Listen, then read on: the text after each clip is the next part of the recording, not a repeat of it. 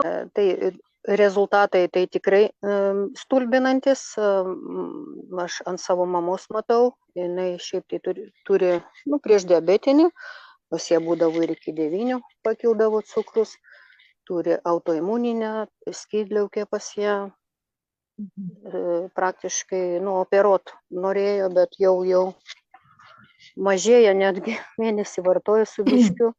O kiek Ala metų cukrus tavo jai mamytei? 82 metai. 82, pas ją ir su stuburu buvo problemos, ir kojos stieno, su sąnariais buvo ir sėdmenų nervas užspaustas. Tai praktiškai skausmų nejaučia dabar. Kojos tai ten pas ją, sako, ryte atsikėliu, kojos neištinusios, net praktiškai po pirmos nakties pastebėjo. Fantastika. Tai, o cukrus dabar normalizavosi 5,1, 5,2, praktiškai pastoviai. Pas gydytoją buvo, tada jinai matomai gal ir biški pasinervavo, bet buvo 5,5, tai praktiškai čia labai puiku, kai būdavo visada didesnė.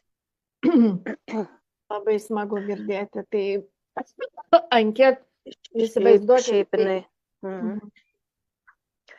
Šiaip labai pas ją ir nuotaika pagerėjo, praktiškai energijos irgi darbinga pasidarė.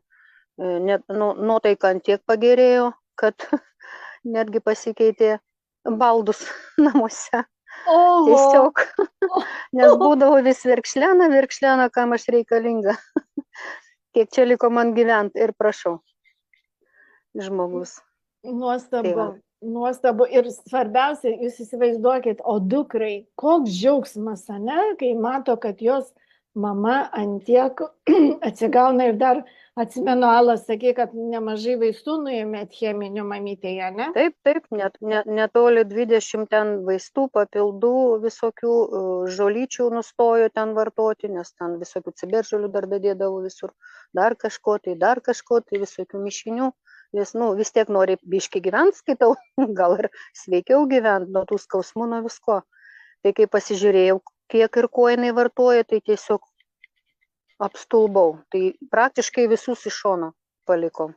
Pas ją dar jinai širdininkė, jinai stebima, tai biški dar palikom. Paskui, jinai kaip padarys tyrimus, žiūrės ten kardiogramą, ten jai visą ištirs pas kardiologą, visus tyrimus padarys, žiūrėsim, gal ir net ir tuos nuimsim, jeigu viskas gerai, nes čia širdies ir kraujagyslių visi produktai veiksmingi šitam reikalui pagerinti. Labai dėkoju tau, mieloji, labai dėkoju už atsiliepimą. Ačiū tau, Alai.